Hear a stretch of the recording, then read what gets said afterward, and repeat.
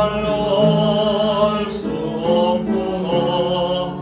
성령 받아 받은 영혼 하늘 날아갈 때에 영영 벌을 나의 찬송 예수 인도하셨네.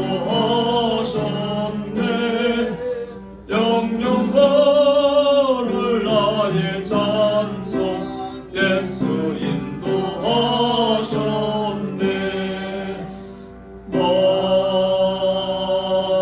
아멘. 기도로 준비하시겠습니다.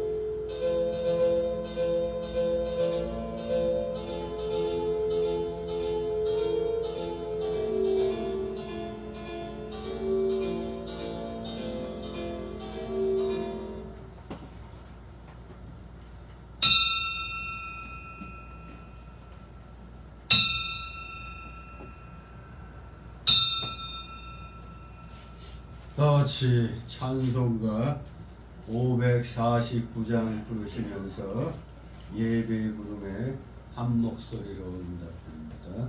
찬송가 549장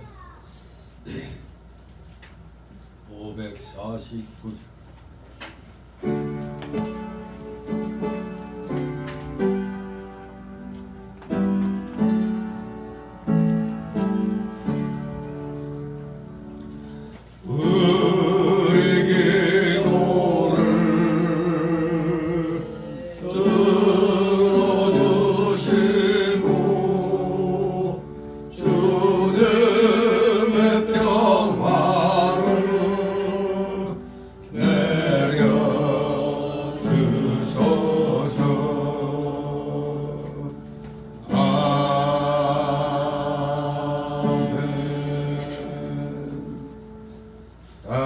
다같이 묵도 드립니다.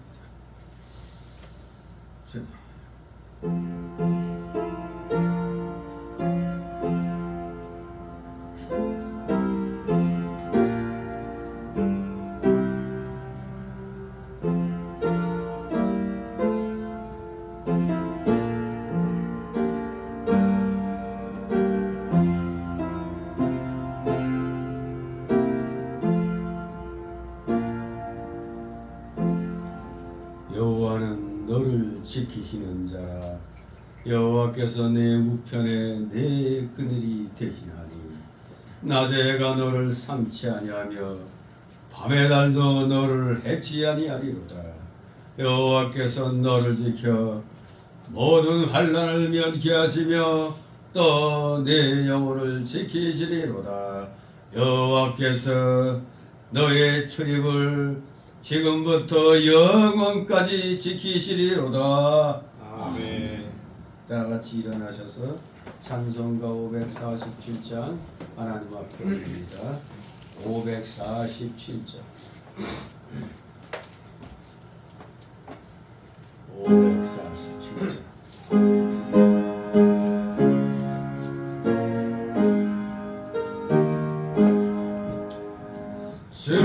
진리와 생명 되신 주 내 몸을 바치옵니다.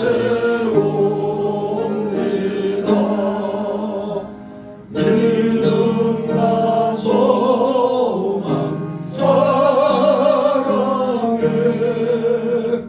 한 마음 되게 하소서.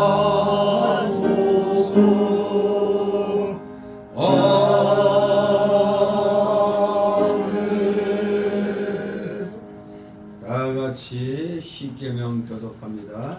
찬송가 또는 성경 맨 뒤에 십계명이 있습니다. 제가 먼저 있습니다. 제1은 너는 나 외에는 다른 신들을 미기 있게 말지니라. 죄인은 너를 위하여 생긴 상을 만들지 말고 또 이와 하늘에 있는 것이나 아래로 땅에 있는 것이나 땅 아래 물 속에 있는 것에 아무 상관없는 만들지 말며 그것들에게 절하지 말며 그것들을 섬기지 말라. 제3은 너는 너희 하나님 여호와 이름을 망령되이 일컫지 말라. 제3은 안식일을 기억하여 거룩히 지키라. 제5는 내 부모를 공경하라. 제6은 살인하지 말지니라. 제7은 간음하지 말지니라. 제8은 도둑질하지 말지니라. 제9는 내 이웃에 대하여 거짓 증거하지 말지니라. 제10은 내 이웃의 집을 탐내지 말지니라. 아멘. 다 같이 사도신경으로 신앙 고백 하나님께 드립니다. 전능하사 천지를 만드신 하나님 아버지를 내가 믿사오며 그 외아들 우리 주 예수 그리스도를 믿사오니 이는 성령으로 잉태하사 동정녀 마리아에게 나시고 본디오 빌라도에게 고난을 받으사 십자가에 못 박혀 죽으시고 장사한 사흘 만에 죽은 자 가운데서 다시 살아나시며 하늘에 오르사 전능하신 하나님 우편에 앉아 계시다가 저리로서 산 자와 죽은 자를 심판하러 오시리라. 성령을 믿사오며 거룩한 공예와 성도가 서로 교통하는 것과 죄를 사하여 주시는 것과 몸이 다시 사는 것과 영원히 사는 것을 믿사옵나이다. 아멘. 같이 찬송가 1장 같이 하나님 앞에 올립니다. 찬송가 1장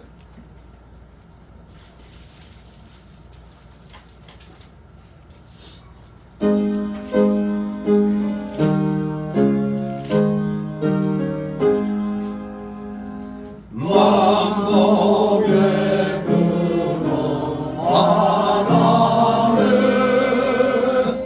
온 백성 찬송 드리고 저 천사여 찬송하세 찬송 성도 성자 성령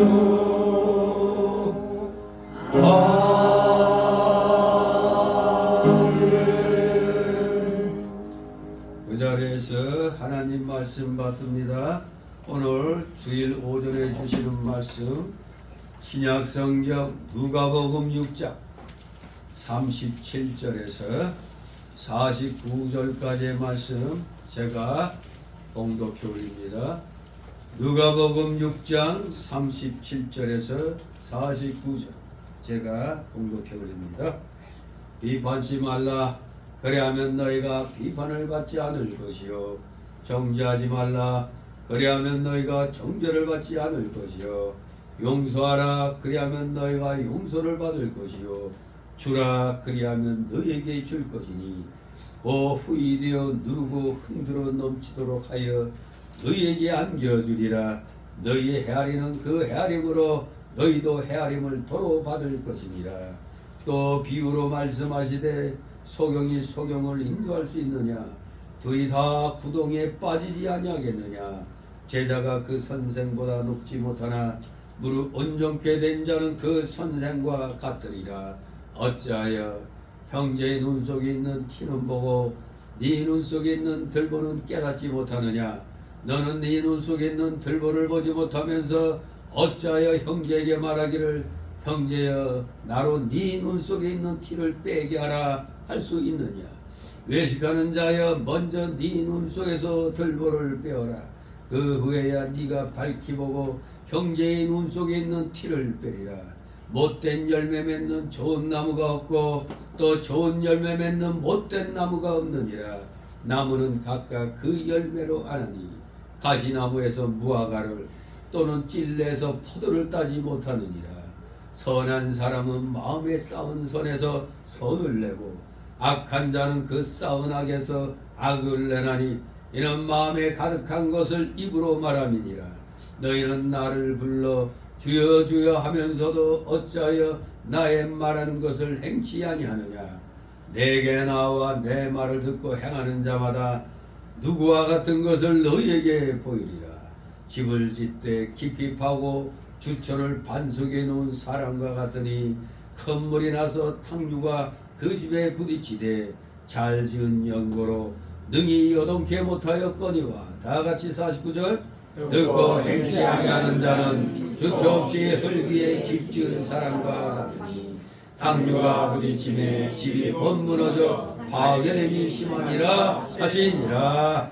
아멘. 모두 제자리에 앉아주시기 바랍니다. 이 시간 하나님 앞에 목회기도 올립니다.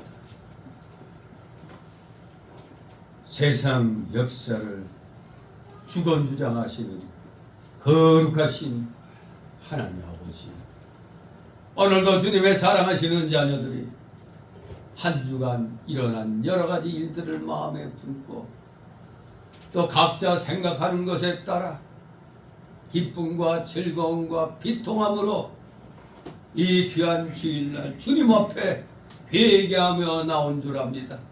오늘 이 시간 주님 앞에 나온 사랑하시는 자녀들 한 주간 모든 일들을 철저히 회개함으로 진실로 오늘 이 시간 성령의 충만함을 받아 온전히 우리의 마음과 영으로 육으로 주님을 찬송하며 주님께 영광 돌리며 우리 모두 한마음 한뜻으로 주님을 찬송하는 우리 사랑하시는 자녀들 다 되게 하여 주시옵소서. 저희들의 중심을 온전히 받아 흠양하여 주시옵소서. 감사드립니다. 날마다 주님 앞에 나와 감사할 것이 차고 넘쳐야 할 것인데 우리 속에는 주님의 십자가 은혜로 구원은 받았으나 아직도 옛사람의 그 추악한 속성들, 부패함과 완악함과 그 연약함이 아직도 많이 남아있기에 하나님의 말씀대로 주의 영광을 위한 삶을 향하여 날마다 나아가야 함에도 불구하고 우리는 어찌하여 이 열심을 내는 진리대로 나아가고자 하는 중생한 우리의 영이 이 옛사람의 속성에 막혀서 실패하여 이렇게 낭망할 때가 많이 있는지요. 저희들 아버지 긍휼히 여겨주시옵소서. 불쌍히 여겨주시옵소서. 진실로 하나님의 놀라운 이 십자가 사랑으로 우리 모두 영원한 지옥 형벌에서 영생복락의 천국 백성으로서 삶을 살아가게 하여 주셨는데도 어찌하여 저희는 날마다 감사하지는 못하고 날마다 불평불만하고 정말로 좌절 속에 절망 속에 살고 있는지요. 주님, 어리석은 저희들 오늘 말씀을 주심으로 그 말씀에 의하여 힘을 얻어서 다시 한번 세상을 향하여 진리를 붙들고 나아가는데 부족함이 없는 우리 모두 되게 하여 주시옵소서. 감사드립니다. 진실로 한 주간을 돌아보면 참으로 황망한 일들이 이 대한민국에서 많이 일어났습니다. 대한민국의 운명이 죽느냐 사느냐는 피로에 선 대통령 선거에서 기가 막힌 일들이 너무 많이 일어나 참으로 눈을 의심하고 귀를 의심하는 사건들이 일어남으로 인하여 이 나라의 그 지도자를 뽑는 그 대통령 선거가 그야말로 부정으로 얼룩지고 그러므로 서로 애통하며 또 한쪽에서는 기쁨으로 즐거워하는 그런 일들이 이 같은 나라 같은 민족에게서 일어나고 있습니다. 진실로 민족이 사상적으로 두 갈래로 극명하게 갈라진 것을 또 보게 되었습니다. 우리 기독교 내에서도 극명하게 갈라지는 것을 봅니다. 진리와 권난 이를 절대 용납하지 아니하는 우리 정통 보수계통에서는 참으로 원통한 비통한 일이나 적당히 둥글게 살고자 하는 이 중립주의 더 자유주의 이런 사상을 가진 교회들은 그저 좋다고 하면서 이것도 하나님 뜻이다 하면서 그렇게 또 한 주간이 흘렀나이다. 진실로 무엇이 옳고 그른가는 하나님만이 아신다고 할 수 있으나 하나님께서는 이미 성경 말씀을 통하여 성령을 통하여 무엇이 진실에 가까운가 하나님 편에 가까운가 하나님이 흡족하시는 쪽으로 어떤 것이 맞는가는 이미 성경을 통해서 명확하게 또 기독교 역사를 통하여 또 세상 역사를 통하여 명확히 나와 있는 줄 압니다. 진실로 우리가 잘한 것에 대해서는 아낌없이 칭찬하며 격려를 해줘야 되지만 잘못된 것에 대해서는 그 누구보다도 우리 기독교계가 강력한 이 항의와 강력한 이 잘못된 것을 고치도록 우리는 목소리를 내야 되는 줄 믿습니다. 그것이 살아있는 교회, 살아있는 기독교의 그 참모습인 줄 압니다. 불의와 우리 기독교는 절대 함께할 수 없다는 것, 우리 기독교는 진리와 함께한다는 것, 그것이 진정한 기독교 사랑이라는 것을 우리는 분명히 알아야 됨에도 불구하고 같은 기독교 내에서도 그저 모든 걸 사랑으로 덮으려고 합니다. 진정한 사랑은 불의와 함께하지 아니하고 진리와 함께 기뻐하는 것이라고 했사오니 우리 사랑하시는 자녀들 말씀에 의하여 성령에 의하여 거듭났기 때문에 하나님의 자녀로서 중생했기 때문에 우리는 어떠한 상황에서도 진리 편에 서야 되고 진실 편에 서야 되는 줄 압니다. 거짓은 마귀의 속성이기 때문에 거짓의 아비는 마귀라고 했사오니 우리 기독교계는 절대로 거짓을 용납할 수 없기에 그 불의한 세력을 우리는 절대로 인정할 수가 없는 줄 압니다. 세상 역사는 결국에는 하나님의 공의의 편에 서게 된다는 걸 우리는 기억해야 됩니다.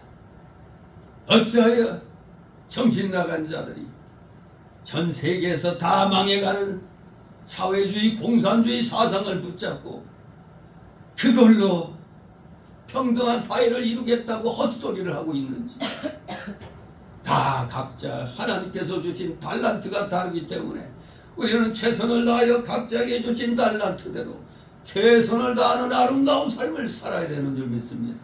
각자 행한 대로 우리는 또 찾아서 갖게 되는 줄 압니다. 진정한 진리 안에서의 사랑, 진리 안에서의 평안, 진리 안에서의 평등이 하나님이 말씀하시는 사랑 안에서의 참된 평등인 줄 압니다. 인권에서의 평등이 합당한 평등이지 무조건적인 평등은 이 세상에서는 결코 존재하지 아니하는 그런 공산주의 사상인 줄 압니다.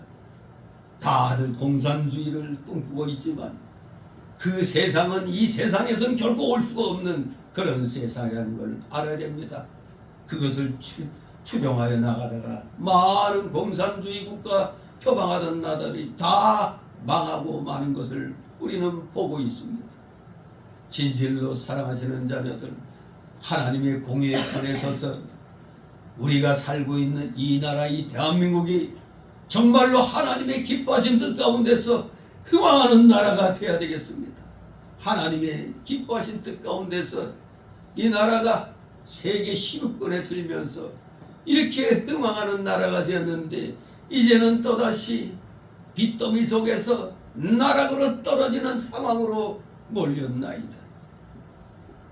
이유는 하나밖에 없습니다. 거짓이 이 나라를 뒤덮고 있기 때문입니다.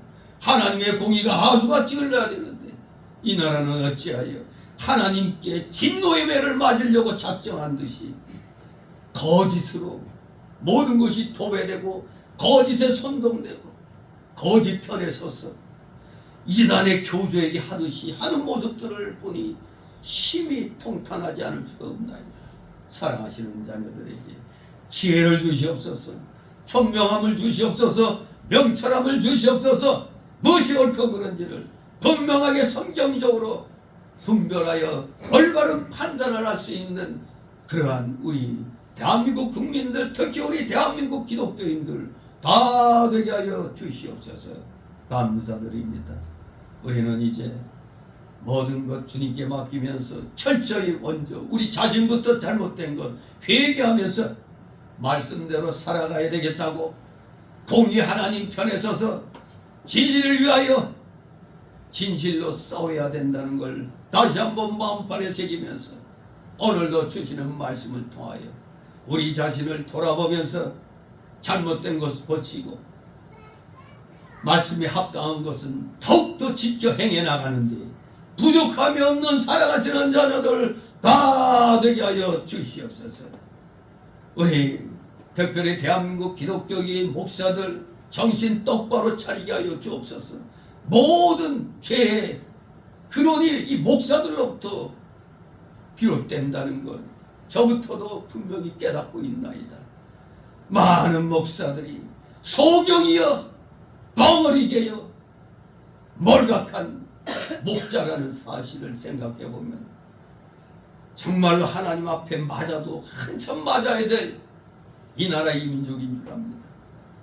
그러나 소수의 회개한 진정한 주님의 자녀들을 모시고 이 나라를 지금까지 이렇게 고전토로 해주신 줄 알고 우리 늘 감사드림으로 어떻게든지 지극히 작은 것에서부터 하나님의 영광을 위한 삶을 살아야 되겠다고 진리를 위해 진실을 위해서 싸워 정말로 승리하는 삶을 삶으로 하나님께 영광 돌려드리는데 우리 모두 최선을 다하며 서로 위로하고 격려하고 권면하면서 이 세상에서의 삶을 진실로 하나님께서 지켜주시길 바라며 오늘도 열심을 다하여 예배드리며 성령 충만함으로 은혜 충만함으로 귀한 예배 우리 바다같이 하나님께 드리는 자들 되게 하여 주시옵소서.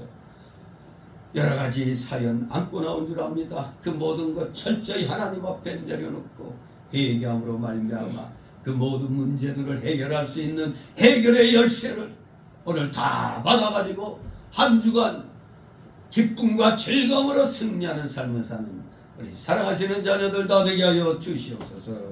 피곤한 중에 나와서 우리 졸음마귀 물리쳐 주시고 각종 잡념의 마귀 세력들 이 시간 틈 못하게 하여 주시옵소서. 부족한 자의 입술과 영을 온전히 주건주장하여 주시옵소서. 마치는 시간까지 오직 주님께서만이 영광 홀로 받으시옵소서.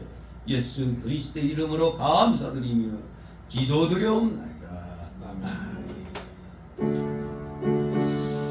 감사드립니다.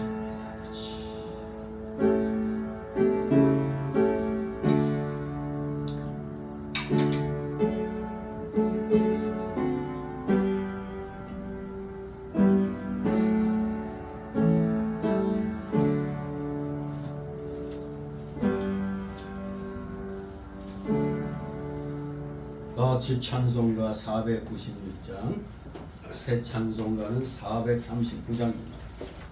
496장.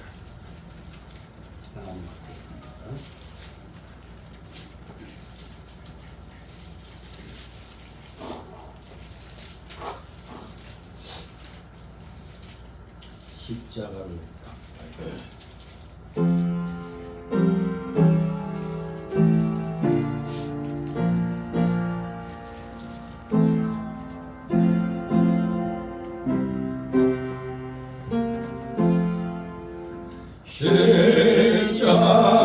십자가로 가까이 나를 이끄시고 거기 흘린 보혈로 정케 하옵소서. 십자가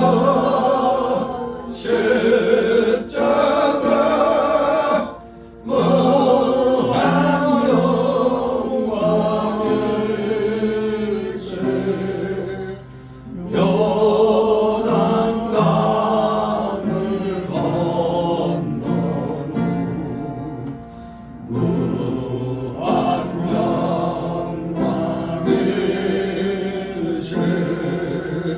십자가에 가까이 내가 돌고서네 오래되는 새벽별 내게 비추시네. 십자가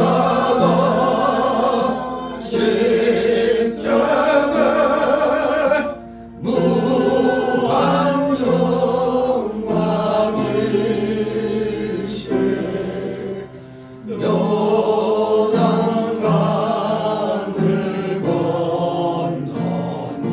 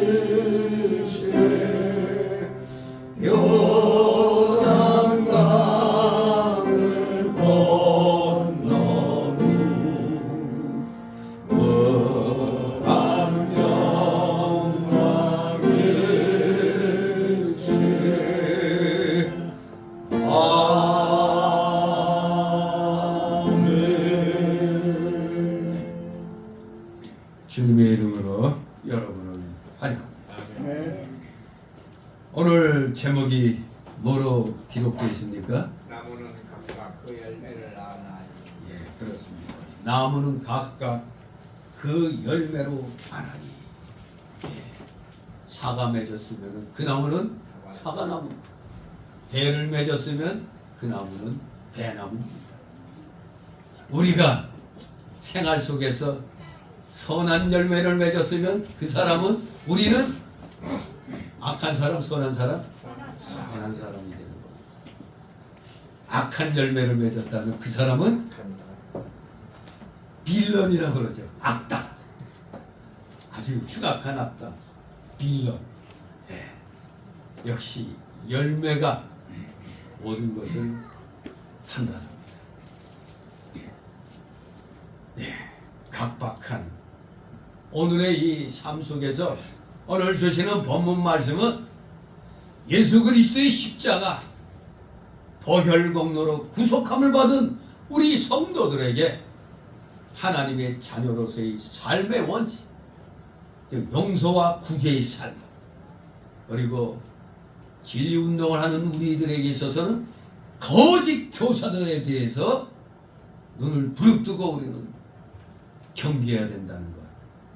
그러면서 동시에 우리 자신의 부족함을 깨닫는 겸손함과 우리 각자의 언행의 중요성을 잘 설명해 주고 있는 것입니다. 그래서 우리는 오늘 본문 말씀을 통해서 과연 우리는 어떠한 삶을 살아야 좋은 열매를 맺을 수 있을까? 그것을 우리 말씀을 통해서 잘 같이 생각해 보도록 하겠습니다. 오늘 여기 이 본문 말씀을 보면은 이 말씀 전에 이 누가복음을 기록한 누가는 그 앞장 4장에서부터 요 6장 16절까지는 예수님의 제1차 갈릴리 사역에 대해서 증거를 했었습니다. 그런데 6장 17절부터는 예수님의 제2차 갈릴리 사역의 살력에 대해서 앞서서 즉 7장 1절부터 8장까지는 제2차 갈릴리 사역이 소개되는데 그 제2차 갈릴리 사역에 대해서 증거하기에 앞서서 예수님께서 행하신 위대한 설교를 지금 소개를 하고 있는 겁니다. 그런데 이 같은 설교는 어디선가 좀 본 듯하죠. 마태복음에서도 우리는 비슷한 걸 보게 됩니다. 그래서 마태복음을 기록한 마태는 그의 복음서에서 산상수훈으로 불리고 있는 예수님의 그 유명한 강화, 그 5장에서 7장까지를 우리는 산상수훈이라고 보통 얘기하죠. 그 산상수훈으로 불리고 있는 예수님의 그 유명한 설교를 마태도 마태복음 5장 7장에서 소개를 하고 있습니다. 그런데 이 누가복음의 오늘의 이 내용과 마태복음의 그 산상수훈의 그 기록관에 있어서는 사실 내용상 또 약간의 차이점이 발견되고 있습니다. 그러면서 동시에 또 말씀의 이 배경이 되는 장소에서도 차이가 나는 걸 우리가 깨닫게 됩니다. 왜냐? 마태는 예수님께서 설교를 행하신 장소를 산 위에서라고 소개하고 있습니다. 그래서 산상설교라고 얘기하는 거죠. 그런데 여기에 반해 누가는 17절에 보면 평지로 소개하고 있습니다. 마태복음의 5장 7장은 산상설교, 산상수훈이라고 그러고 이 누가복음에서의 이 설교는 평지에서 했다 그래서 평지설교라 이렇게 얘기를 하고 있습니다. 그렇기 때문에 신학자들 중에는 마태복음의 그 산상수훈의 그 내용과 이 누가복음의 이 6장 17절부터 49절까지의 말씀을 구분짓기 위해서 편의상 여기에 나오는 설교를 평지수운이다 이렇게 부르기도 합니다. 마태복음에는 산상수, 여기서는 평지수운 그렇게 부르고 있습니다. 이 내용을 보면은 오늘 우리는 37절부터 이렇게 보지만 요 앞에 그 평지수운의 내용은 축복과 저주가 17절에서 26절까지 소개되고 있고 또 원수에 대한 사랑의 법이 바로 27절에서 요 앞에 36절까지 그렇게 소개되고 있습니다. 원수에 대한 사랑의 법. 그러면서 이제 오늘 본문에는 비판에 대한 교훈과 행위의 증거인 열매와 지혜로운 건축자와 어리석은 건축자라는 내용으로 이 평지수운을 구분짓고 있습니다.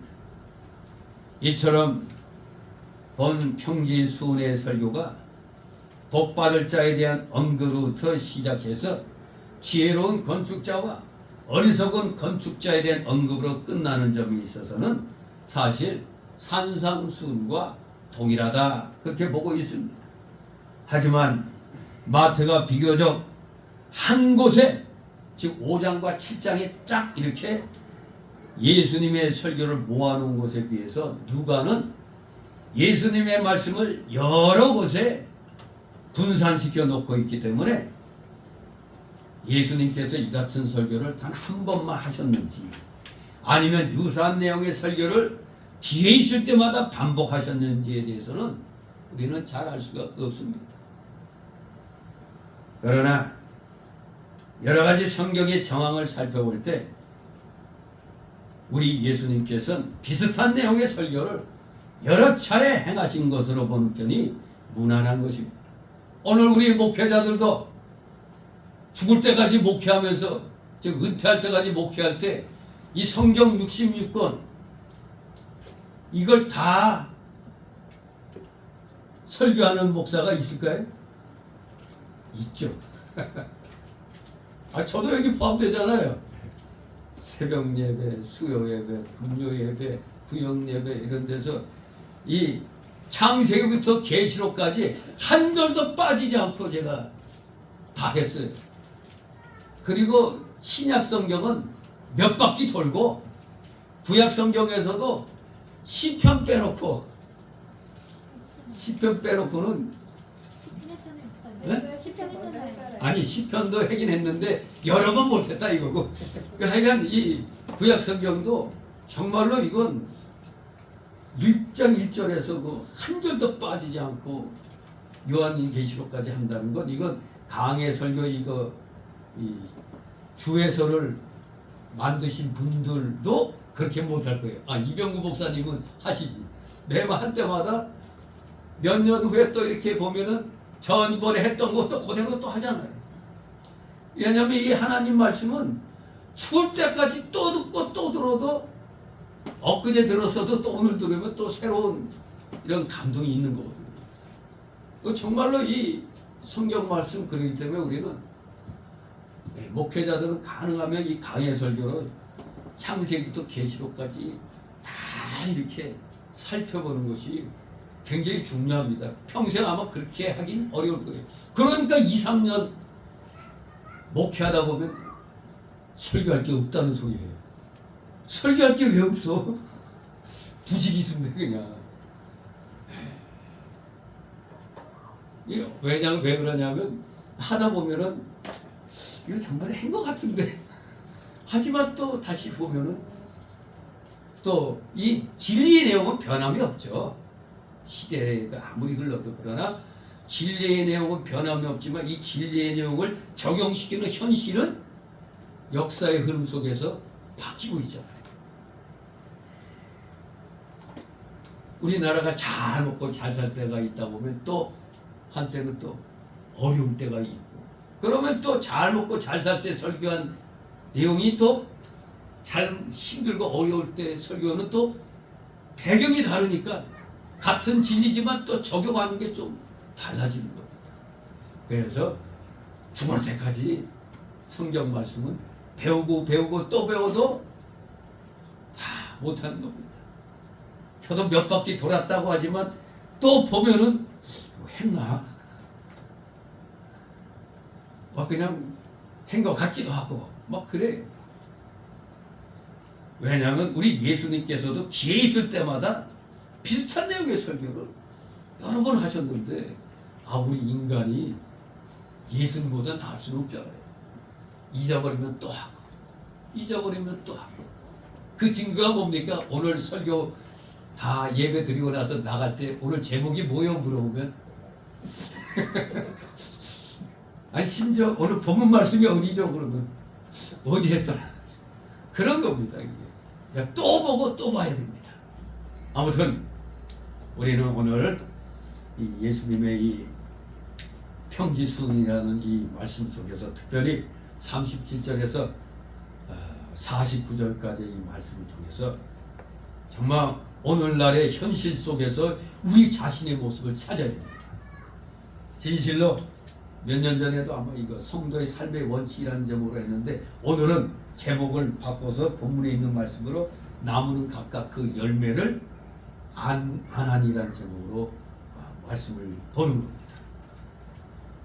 바로 여러분들이 어떠한 삶을 사느냐에 따라 열매가 이로운 열매가 맺기도 하고 해로운 열매가 맺어기도 하는 겁니다. 우리 분명히 영소와 부재의 삶을 열심을 다하여 살면서 그리고 기독교계를 망치는 거짓 교사들에 대해서 경계를 하면서 그런가 동시에 우리 자신의 부족을 깨닫는 겸손함과 우리 자신의 각자의 언행의 중요성을 오늘 본문이 잘 우리에게 깨우쳐주고 있는 겁니다. 그래서 오늘 본문은 초대에 말씀드린 대로 세 단락으로 나누어서 살펴보도록 합니다. 첫 번째 단락은 37절에서 42절까지 비판에 대한 교훈과 거짓 교사들에 대한 경계. 37절에서 42절 비판에 대한 교훈과 거짓 교사들에 대한 경계. 두 번째 단락으로는 43절 45절 행위의 증거인 열매. 세 번째 단락으로는 46, 49절 지혜로운 건축자와 어리석은 건축자. 이렇게 세 단락으로 나눠서 살펴봅니다. 한마디로 첫 번째 단락 37절 42절은 우리 성도는 비판할 때 신중한 판단력과 간대한 마음을 가지면서도 말씀에 어긋난 거짓 교사들은 철저하게 우리가 경계하며 대책해야 된다는 걸 우리에게 가르쳐 줍니다. 다 같이 37절 38절 읽습니다. 비판치 말라 그리하면 너희가 비판을 받지 않을 것이요 정죄하지 말라 그리하면 너희가 정죄를 받지 않을 것이요 용서하라 그리하면 너희가 용서를 받을 것이요 주라 그리하면 너희에게 줄 것이니 그 후인되어 누르고 흔들어 넘치도록 하여 너희에게 안겨주며 너희 헤아리는 그 헤아림으로 너희도 헤아림을 도로 받을 것이니라. 아멘. 예. 이 말씀이 하여간에 또 우리 성도들 또 아니 목사들부터 헷갈리게 만드는 겁니다. 이 성경은 그 한 부분만 보면 안 되는 겁니다. 전후 문맥을 보고 전체 맥락을 봐야 되는 겁니다. 그런데 이 성경 공부를 제대로 안 한 조직신학이 잘 제대로 정립이 안 된 목사들은 그냥 여기 한 구절만 딱 보고 비판하지 말라고 했으니까 비판하지 마라. 사랑이 어긋난다 이렇게 얘기합니다. 과연 맞을까요? 그 말이 맞습니까? 또 정죄치 말라 했으니까 우리 함부로 정죄하지 않아야 된다. 그게 예수님 사랑이다. 그럴 때 고린도전서 13장은 그 유명한 무슨 장? 사랑의 장입니다. 사랑장. 거기에 사랑의 정의가 너무나 잘 나타나 있어요. 그런데 많은 목사들이나 교인들이 빼먹고 있는 게 뭐죠? 사랑은 불의와 함께하지 아니하고 진리와 함께한다.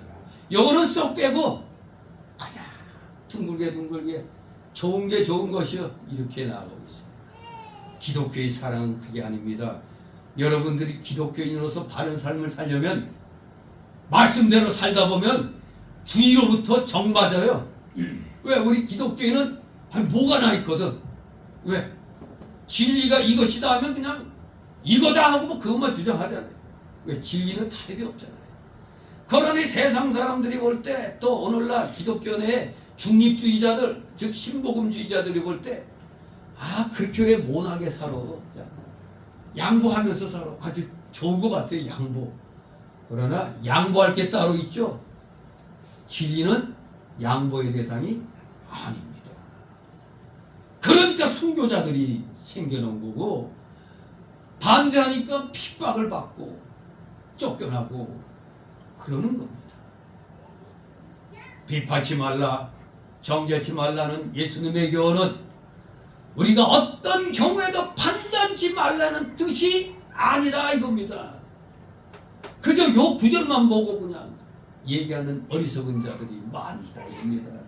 마태복음 23장에 보면 우리 주님께서 바리새인들과 서기관들의 외식에 대해서 칭찬했어요. 아주 신랄하게 비판했어요. 아주 신랄하게. 야 이 개. 그렇게 욕했잖아요. 우리 예수님도 외식하는 것을 보시고 분노하셔가지고 말이에요. 뭐라고 욕하셨죠? 독사의 자식들아. 여러분 우리 사회생활 할 때는 자신 보고 야 이 독사 같은 놈아, 야 이 개 같은 놈아 이런 말 들으면 어떤 말을 들을 때가 기분이 더 나쁠까? 개 같은 놈아라고 듣는 게 기분 나쁠까? 이 독사 같은 놈아. 이 개라는 말은 흔히 많이 듣다 보니까 뭐 그저 그런데 이 독사 같은 이런 말 들으면 이거 완전히 인격 모독당하는 그런 느낌을 받거든. 근데 우리 예수님이 그 당시에 종교 지도자들, 사회적인 명예가 있는 지도자들을 향해서 뭐라고? 이 독사의 자식들아. 점잖게 번역해서 자식이지 야 이 독사의 새끼들아 그랬단 말입니다. 아주 신랄하게 비판하셨어요. 예수님도 그렇게 잘못된 것에 대해서는 비판했는데 우리는 인간인 주제에 되게 거룩한 척하죠. 속에는 그냥 회칠한 무덤 같은데 속에는 더러운 것이 바글바글 대면서도 목사들 보면 겉으로는 되게 경건한 척이에요. 나만 맨날 극우 소리 듣고 참 그렇습니다. 무슨 지들이 예수님보다 뛰어나다고 경건한 척하고 있어. 잘못된 건 잘못됐다고 얘기할 줄 알아야 그것이 진정한 목회자인 것입니다. 오죽하면 이사야 56장에 그 거짓 선지자들 보고 뭐라고 그러시? 얘이 소경아, 여이 짓지 못하는 개야 그랬잖아요. 야 이 몰각한 목자들아, 얘 무지한 놈들아 그랬잖아요. 딱 대한민국 목사들 지금 예수님이 계시다면 그보다 더한 욕을 먹어도 싼 겁니다. 모든 책임, 나라가 어지럽게 된 근본적인 책임은 교회에 있는 겁니다. 목사들이 올바른 진리를 선포 안 했기 때문에 그래요. 그저 사람만 많이 모으고 헌금만 많이 하도록 하는데 혈안이 되어 있으니까 세상에 잘못된 대한 것에 대해서는 입을 다물고 뭐라고 한마디 하면 기분 나쁘다고 교회 안 나올까 봐 얘기를 안 하죠. 그러니까 오늘날 대한민국 교회가 사람은 많은데 별로 없습니다. 남유다가 멸망할 때 어땠어요? 예레미야 선지자한테 하나님이 기회를 한번 줬죠. 다 멸망시키겠다 했을 때 이 예레미야 선지자가 긍휼을 베풀어 달라고 했더니 하나님이 기회 주신 게 뭡니까? 거룩한 도성 예루살렘 큰 거리에 나가가지고 광장에서 하나님의 공의와 정의를 외치는 자 한 사람이라도 찾으면 예루살렘을 멸망치 않겠다고 했는데 한 사람이 있었어요, 없었어요? 없었어요. 그래서 그 거룩한 예루살렘이 바벨론의 말발구발에 짓밟히고 70년간 포로 생활을 하게 됐잖아요. 그렇습니다.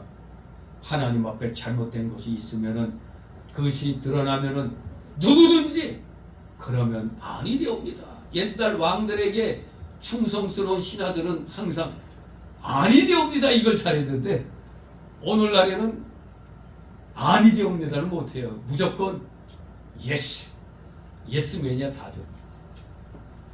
그러니 목사들이 눈치 보느라고, 성도들 눈치 보느라고 예스맨이 돼가지고 올바른 말을 안 해주니까 결국 대한민국 교회가 덩어리만 컸지 하나님이 보시기에는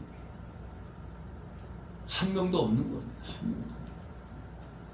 안타까운 일이죠. 갈라디아서 2장 11절에 보면 안디옥에서 바울 사도가 수사도라고 하는 베드로를 또 책망했잖아요. 베드로도 외시적으로 한번 나가다가 사실 그 사도의 서열로 보면은 바울 사도가 맨 꽁치잖아요. 맨 마지막에 사도로 이렇게 부름받은 거지. 12사도로 맨 처음 부름받을 때 바울은 없었잖아요. 그때 바울은 신나게 예수 믿는 사람들 핍박하고 다닐 때니까. 그런 바울이 사도가 되고 나서 수사도가 외식행위를 하잖아. 그대로 그냥 책망하잖아. 잘못된 것을 보면 책망하는 것이 올바른 겁니다.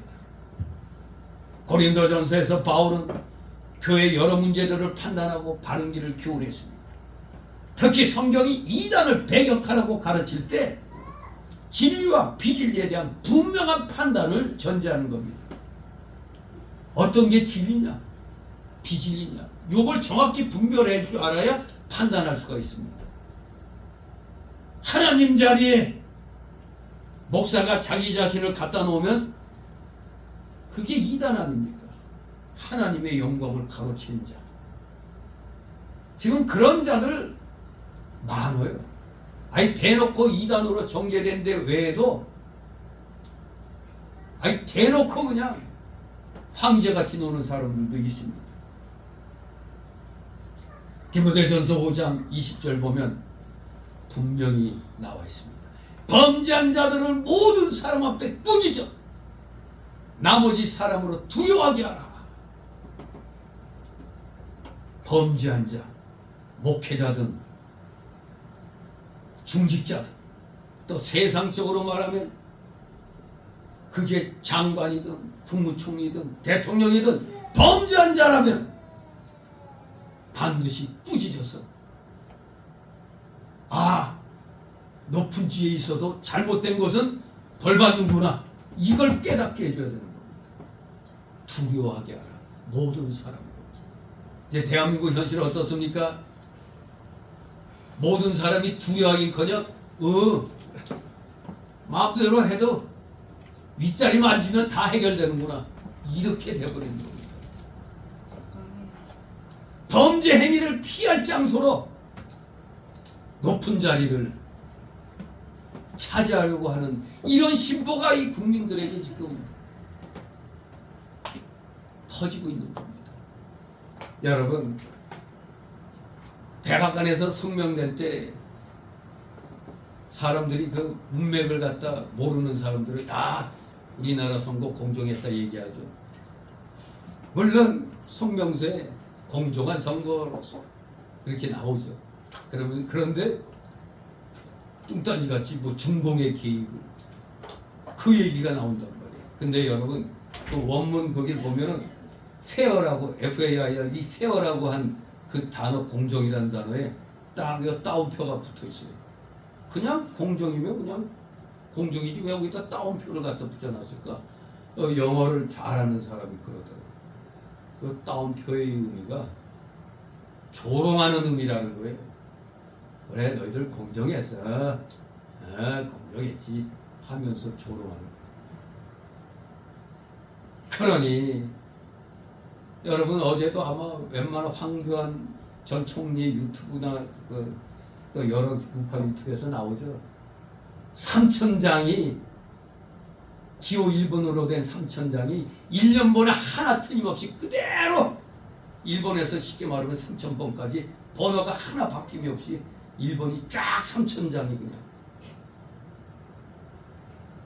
이건 빼도 박도 못하는 증거죠. 이보다 더한 증거가 어디 있어요? 30장도 1번이 쫙 30장 그대로 나오기 힘든데 또 300장도 아니고 3000장이 그냥 1년 번호가 앞뒤 안 바뀌고 그대로 1번으로 쫙 기적이 일어났습니다. 기적이 일어나가지고 정말로 제가 여러분에게 얘기했죠. 이번에 선거 결과는 김문수는 잘하면 45에서 50%, 이재명에는 30에서 35%. 근데 제 말이 맞았잖아요. 본투표한 날 저 출구조사 엉터리잖아요. 출구조사 하면은 그날 본투표한 거 그걸로 출구조사하는 거 아닙니까?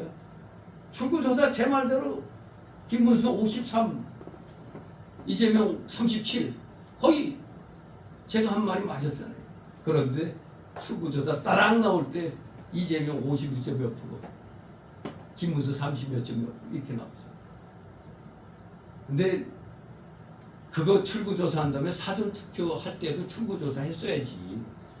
사전투표는 출구조사를 안 하고 그날 본투표한 날 출구조사라고 딱 터뜨렸는데 거꾸로 얘기하잖아요.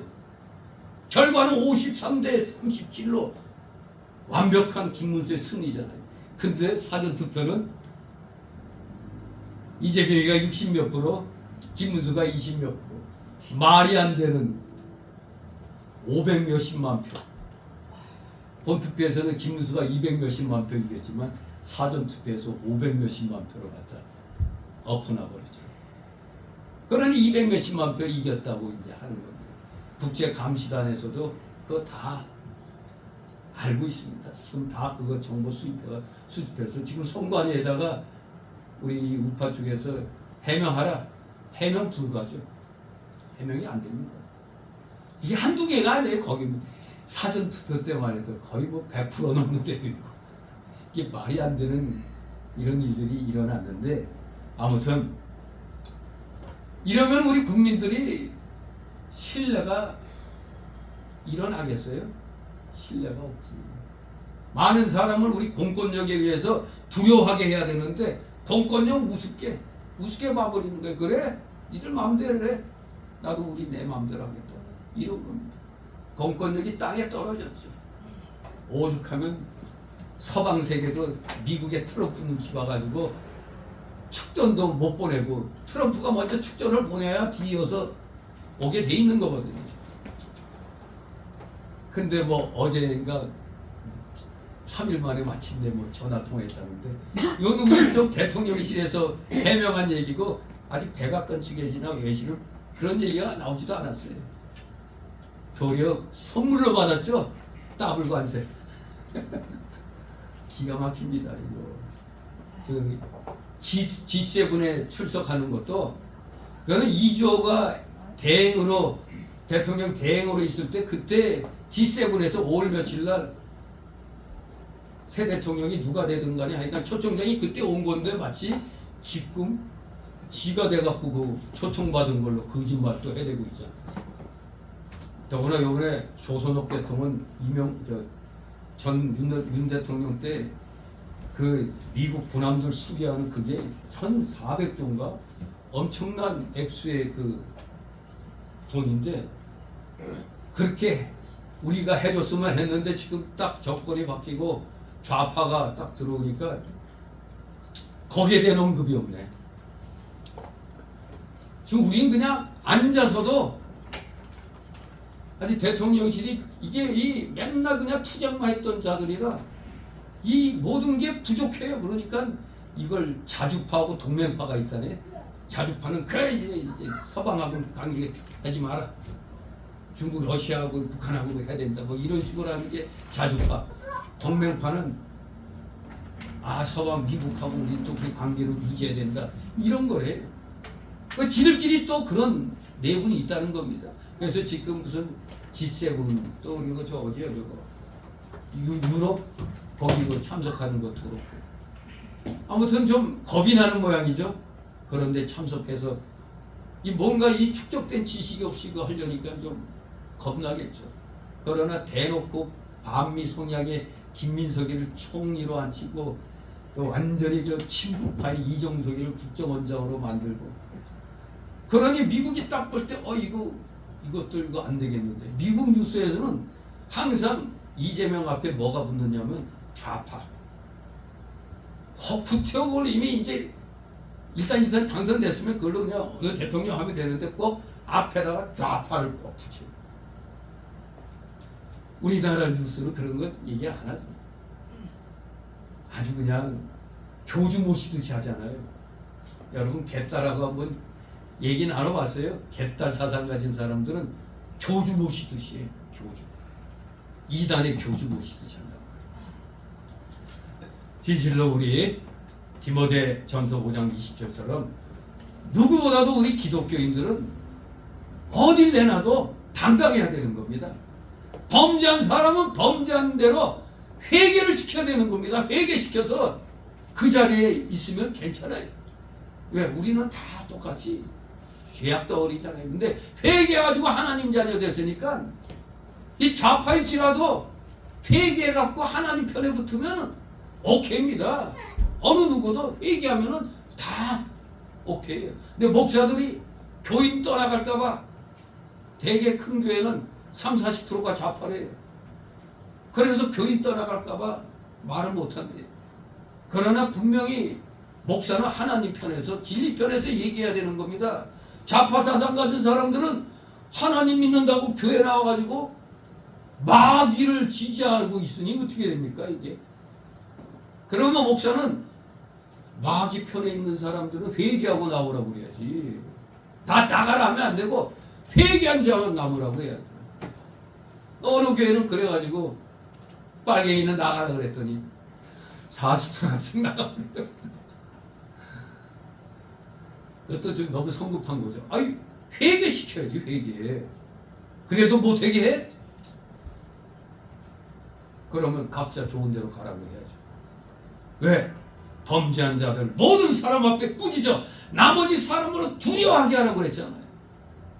하나님을 배신한 자들은, 하나님을 거역하는 자들은 하나님의 진노 아래 놓이게 됩니다. 어떠한 방식으로든 진노가 오는 겁니다. 지금 이 대한민국은 기독교계가 잘못함으로 말미암아 지금 이런 일이 일어난 겁니다.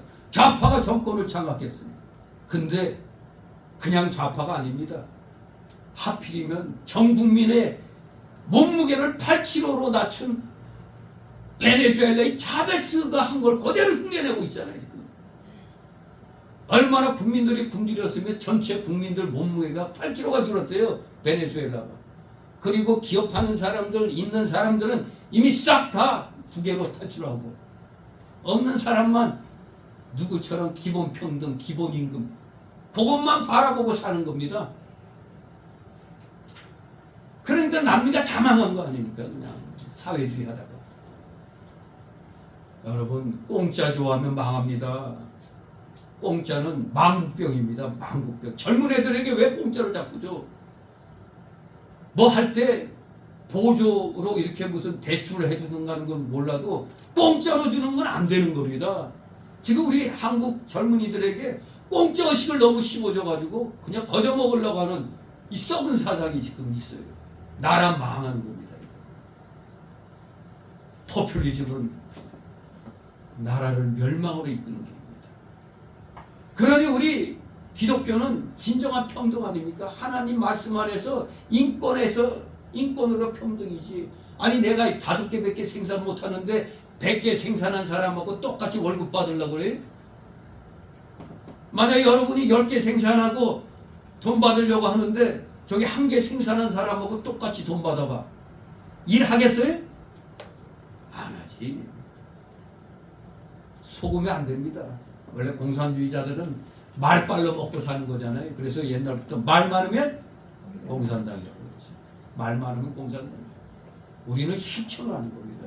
그래서 전 세계적으로 우파가 정권을 잡아야 그 나라가 발전해요. 제조업이라든가 여러 가지 관련된 산업이 발전되는데 좌파가 정권 잡으면 주둥이로만 먹고 살기 때문에 금융계통.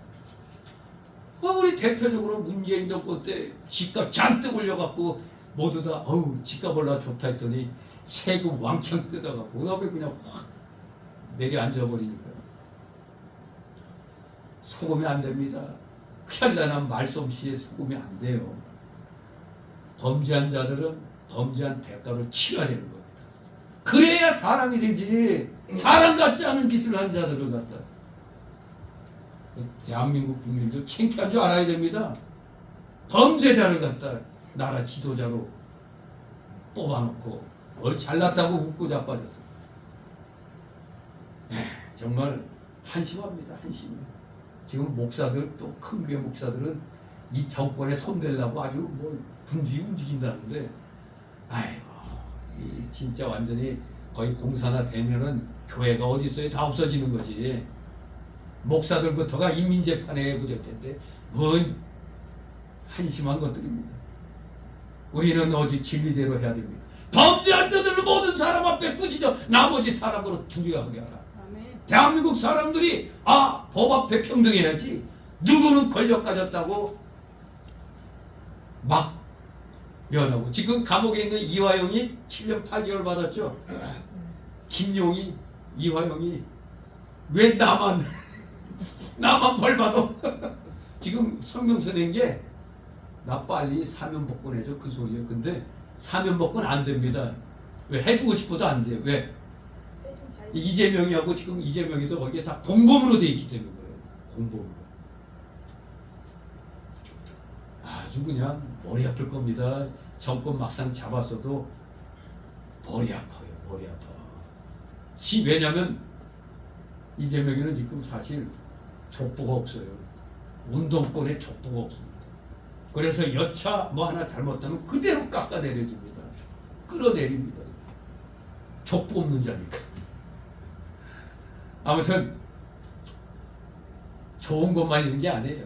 강하면 쉽게 부러집니다. 지금 강력하게 하려다가 뭔가 좀 반발이 막 세게 나오니까 지금 잠시 움직이는데, 그러다 보니까 저 주사파 저것들이 마뜩찮은 모양이에요. 그냥 막 대드는 모양이요.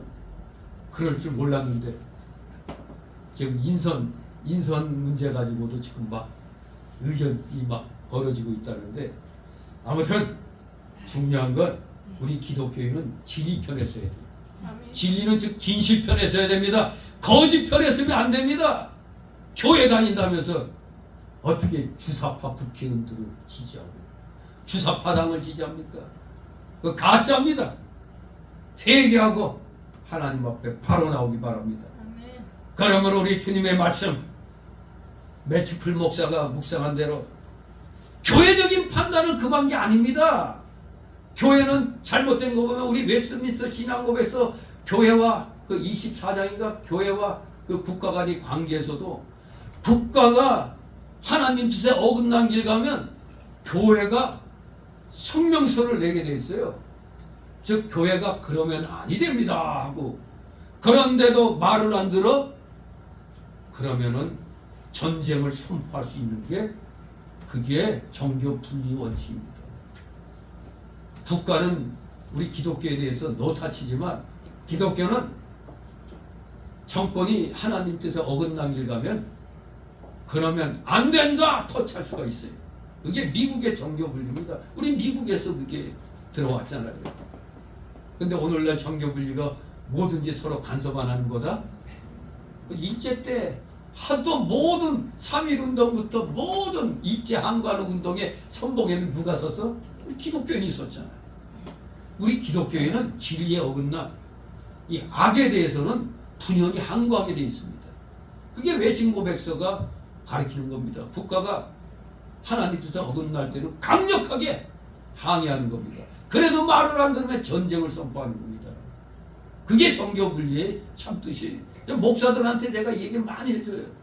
그 똑바로 좀 정교분리를 알고 얘기하라고.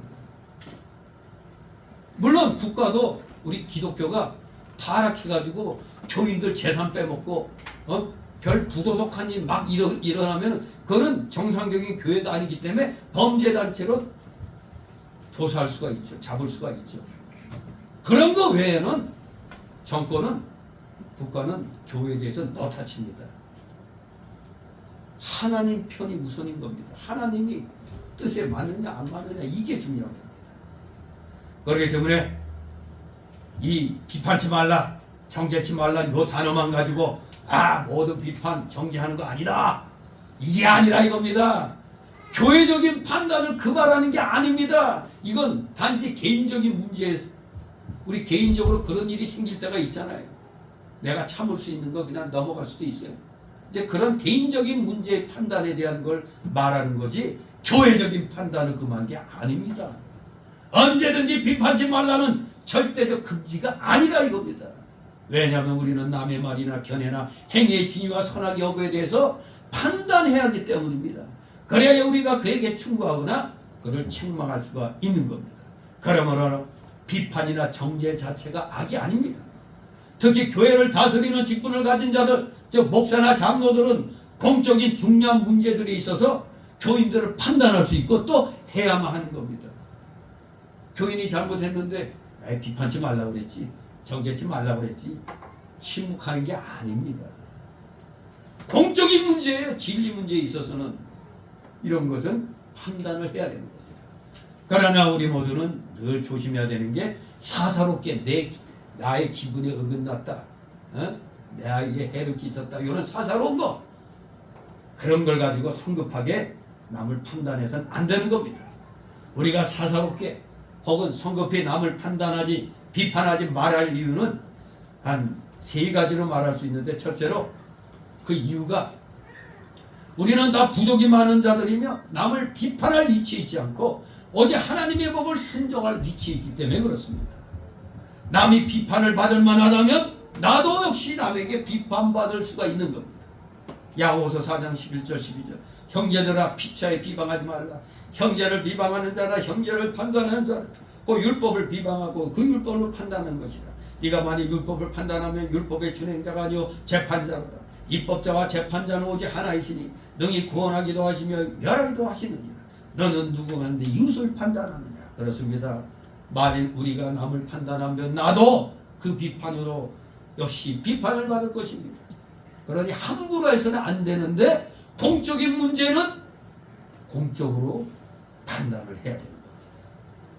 38절에 너희 헤아리는 그 헤아림으로 너희도 헤아림을 도로 받을 것입니다. 이것이 바로 인생살이가 돌고 도는 겁니다. 나는 날마다 남을 비판하기만 하는 줄 알았는데 나도 어느 날 보니까 남에게 비판받기도 하는 겁니다. 그게 인생 아닙니까? 잘못한 거 있으면 사람은 완전하지 못하기 때문에 실수할 수가 있어요. 그럴 땐 비판받아야죠. 정죄받아야 되는 겁니다.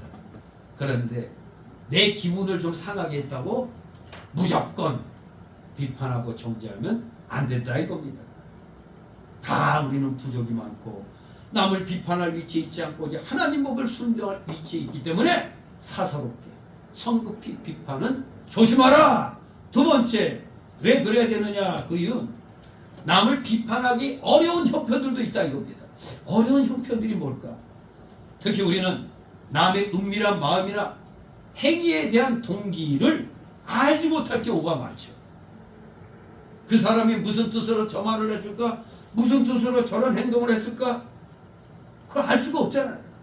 그래서 고린도전서 4장 3, 5절에 너희에게나 다른 사람이라 판단받는 것이 내게는 매우 작은 일이라. 나도 나를 판단치 아니하노니 내가 자책할 아무것도 깨닫지 못하나 그러나 이를 인하여 의롭다함을 얻지 못하노라.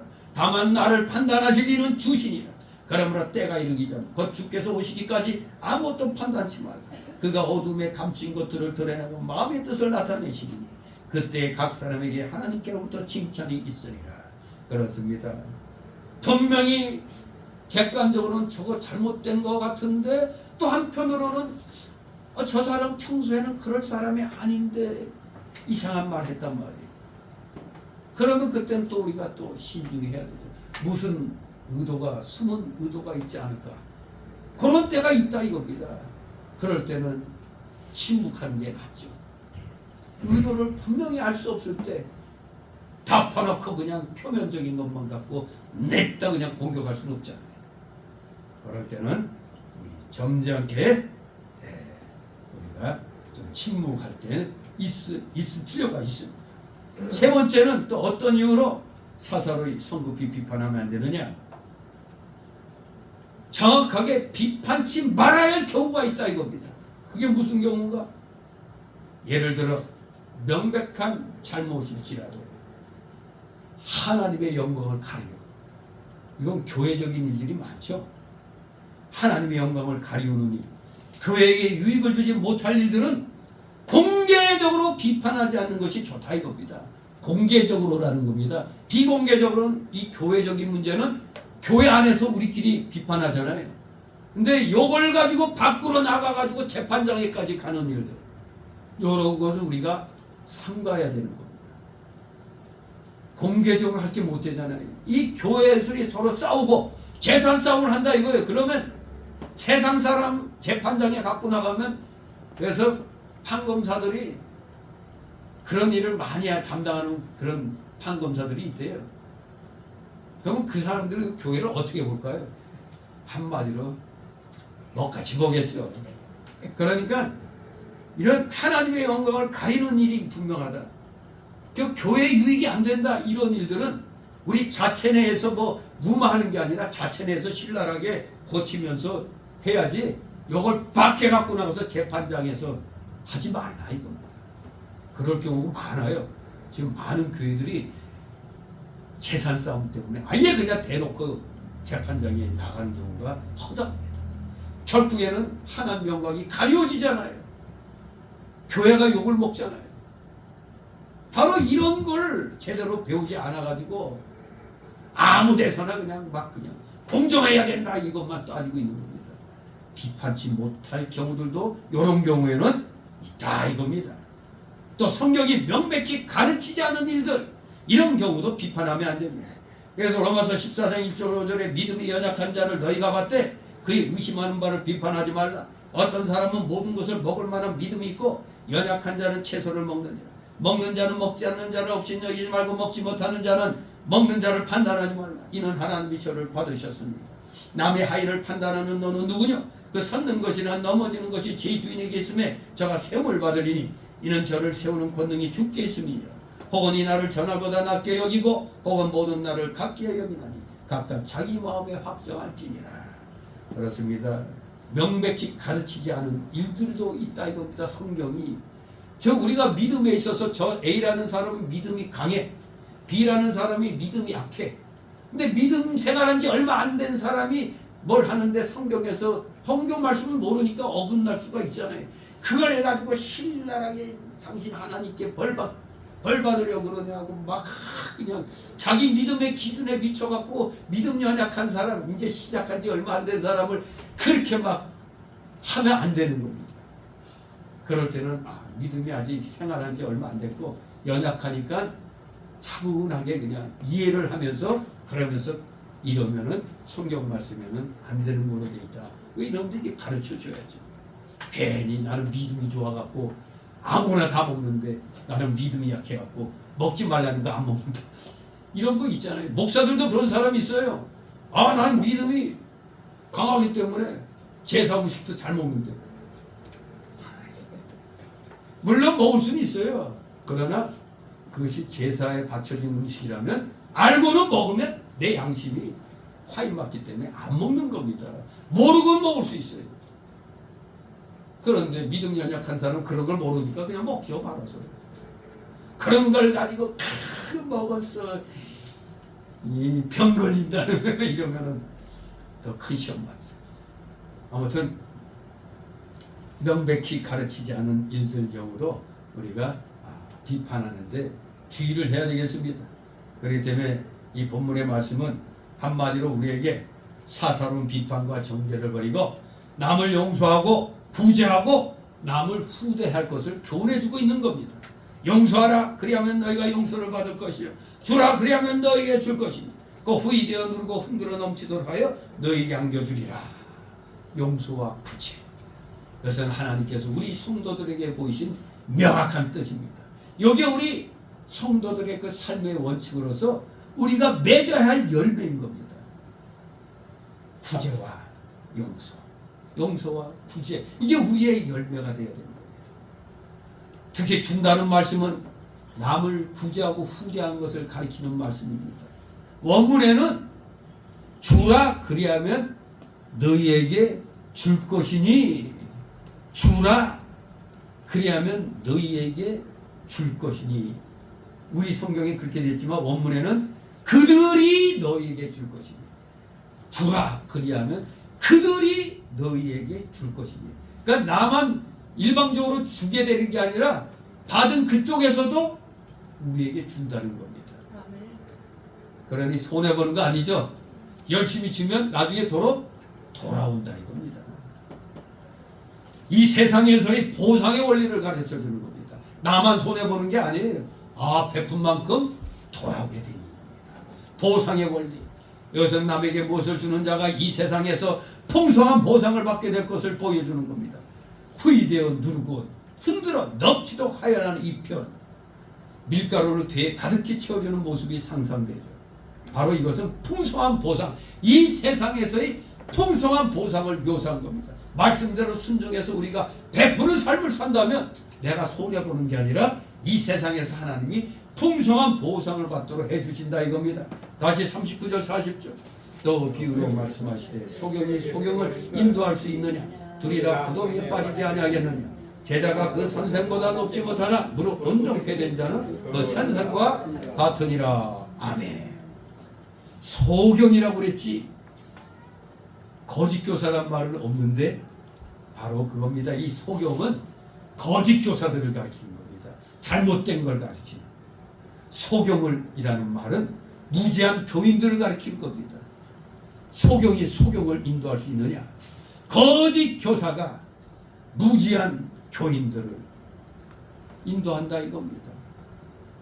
무지한 교인. 한마디로 이 말씀은 우리가 뭘 해야 된다? 거짓 교사들을 조심하라, 경계해야 된다는 걸 가르칩니다. 거짓 교사들은 교리적 탈선과 윤리적 해이를 가져오는 자들입니다. 그런데 제자가 그 선생보다 높지 못하나라는 이 말씀은 문맥적으로 볼 때 제자가 그 선생에게 영향을 받고 그 선생의 잘못된 사상의 범위를 넘어가지 못할 것을 암시하는 겁니다. 그 선생의 그 제자, 그 나물의 그 밥인 겁니다. 온전케 된 자란 말은 다 배운 자를 가리킵니다. 그러므로 거짓 교사들에게 배우는 자는 아주 위험천만한 일을 하는 것가 됩니다. 거짓 교사들에게 배우는 것, 화약을 짊어지는 겁니다. 조금만 배워도 그 영향이 없지 않을 것이고 많이 배우면 배울수록 그 영향은 엄청 커질 것입니다. 다 배운다면 그는 누구처럼 돼요? 거짓 교사처럼 됩니다. 그러니 이단을 낳고 지금 신천지 이만인이 하는 거 다 보면 저 유재열의 저 장막 성전에서부터 그 새끼여 다. 그 새끼로부터 나. 그 새끼가 그 새끼여 다. 그 새끼여 그게 다. 또 그 새끼에서 또 그 새끼가 또 나오는 겁니다. 또. 내가 새끼란 말이 욕하는 새끼가 아니고 거기에서 나온 애라 이겁니다. 아무튼 거짓 교사에게서 또 거짓 교사가 또 나오는 겁니다. 그러면 우리는 거짓 교사를 분별해야 되고 배우는 것을 조심해야 돼요. 오늘날의 신천지가 계속해서 끊임없이 교인들을 갖다 농락하죠. 우리 교회 나오면 이 기존교에서 모르는 거 그냥 가르쳐 준다고. 많은 사람들이 그래서 넘어가잖아요. 절대로 어디 가서 성경 공부하지 않은 사람들 조심하시 바랍니다. 거의 이단입니다. 요새 좀 우리 교회 뜸한데 한때는 이 신천지가 우리가 자그마한 교회니까 이거 먹으려고 계속 둘씩 짝져서 얼마나 그 많이 왔는지. 심지어는 우리 앞에 이단 주의하라는 이것도 이 자식들이 뚝 뜯어가지고 기뻐해서 아무튼 그들은 집요합니다. 절대 넘어가면 안 됩니다. 두 번째 달라오라 41절 제가 아직 41절 42절 안 했지. 41절 42절 있습니다. 어찌하여 형제의 눈 속에 있는 티는 보고 네 눈 속에 있는 들보는 깨닫지 못하느냐. 너는 네 눈 속에 있는 들보를 보지 못하면서 어찌하여 형제에게 말하기를 형제여 나로 네 눈 속에 있는 티를 네 눈 속에서 빼게 하라 할 수 있느냐. 외식하는 자여 먼저 네 눈 속에서 들보를 빼어라. 그 후에 네가 밝히 보고 형제의 눈 속에 있는 티를 빼리라. 아멘. 티는 쉽게 말하면 작은 결함을 얘기합니다. 들보는 통나무를 말하죠. 빔. 이 들보는 비교할 수 없이 큰 결함을 지금 비유하는 겁니다. 티는 작은 결함에, 들보는 큰 결함으로 비유했습니다. 사람은 자신의 큰 잘못과 결함은 깨닫지 못하고 남의 작은 결함과 잘못은 지적하기 쉽습니다. 우리도 그렇죠. 나의 잘못은 잘 안 배고 내 눈앞에서 누가 하면 그거 그냥 확 눈에 띄잖아요. 신기한 일입니다. 등잔 밑이 어둡다고 내 거는 잘 못 봐요. 남만 그냥 크게 보입니다. 그러나 주님께서는 그러한 모순된 행위를 지적하시고 우리가 자신의 큰 부족을 먼저 깨닫고 그것을 제거한 후에야 남의 작은 부족을 지적해 줄 수 있음을 가르치셨습니다. 그러니까 우리 기독자들은 항상 남을 평가하기 전에 먼저 내 자신부터 돌아보고 내가 저거에 대해서 말하려고 그러는데 내가 거기에 해당되는 것이 뭐 잘못된 거 없는가 그거 살피고 나서 하라 이겁니다. 우리는 자신을 이렇게 성찰하고 겸손하게 고치고 가서 고친 후에 형제를 권면해야 한다 이겁니다. 잠언의 가르친 대로 면책은 숨은 사랑보다 나으나 단지 자신의 큰 부족과 결함이 없을 경우에 그런 책망과 권면이 덕을 세울 수가 있습니다. 우리는 흔히 뒷담화 좋아하죠. 뒷담화 다 좋아하잖아요. 뒷담화 안 좋아해요? 근데 면전에서 너 그러면 안 돼 이런 말을 하면 차라리 나은데 우리는 꼭 그래도 차마 그 앞에서 얘기 못하고 뒤돌아서 갖고 이런 식으로 많이 뒷담화 하잖아요. 그런데 뒷담화할 때 무슨 일이 있죠. 한참 욕을 하고 있는데 그 욕하는 사람이 뒤에 와 있는 경우 그런 경우도 있어요. 그냥 실컷 욕했는데 보니까 제가 군대에 있을 때 지금 집에서 면회 와갖고 돈이 좀 있었거든요. 근데 아침에 보니까 지갑이 없어진 거야. 근데 대강 누구라는 거 진짜로 다. 근데 화가 나서 이제 점심 치사장에서 점심 먹다가 그 고참 그놈의 새끼 하면서 그냥 막 욕을 막 했는데 이상해. 바로 내 뒤에 앉아있었어. 정말 뭐 잘못한 거 있으면 혹시 못 봤냐고 하면서 이렇게 따지든가 해야 되는데 차마 또 고참 앞에서 못하니까 다 알아요. 사람들이 저게 세배 같다 이거 아는데 나중에 보니까 내 지갑이 변속가 안에 둥둥 떠 있더라고. 네. 돈만 빼고 그냥 버렸어. 거기 내 그 찡도 다 있었는데. 아무튼 면책 바로 차라리 할 말이 있으면 그 눈앞에서 하는 게 숨은 사람보다 낫다고 했어요. 근데 그렇게 할 때는 나름대로 내 자신을 살펴서 내가 큰 부족과 결함이 없을 때는 그게 상대방 듣는 사람도 옛날에 그 누구죠? 너나 잘하세요. 누구지? 무슨 이영애인가 김영애인가 이영애인가 너나 잘하세요. 우리가 앞에서 그냥 너 그러면 안 돼 그러는데 너나 잘해. 이게 얼마나 이게 그거합니까? 그럼 내 자신을 먼저 살피고 그렇게 또 해줘야 덕이 되는 거죠. 이제 두 번째 달락으로 43절 45절 행위의 증거인 열매입니다. 행위의 증거인 열매. 한마디로 우리 성도는 자신의 부족함을 깨닫고 항상 겸손함으로 언행에 주의함을 우리에게 말씀하는 거라 할 수 있습니다. 43절 45절 있습니다. 못된 열매 맺는 좋은 나무가 없고 또 좋은 열매 맺는 못된 나무가 없느니라. 나무는 각각 그 열매로 하나니 가시나무에서 무화과를 또는 찔레에서 포도를 따지 못하느니라.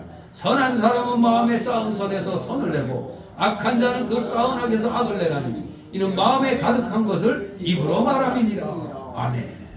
그렇습니다. 아주 중요한 비유죠. 나무와 열매의 비유는 한마디로 우리 인간의 사람의 인품과 행위에 대해서 말씀하는 겁니다. 그래서 내가 어떤 일을 하면 참 저 사람 참 선한 사람이야. 예수 믿더니 사람이 싹 달라졌어. 그게 느낄 수 있잖아요. 내가 맺는 열매가 바로 나의 인품과 행위를 증거하는 겁니다.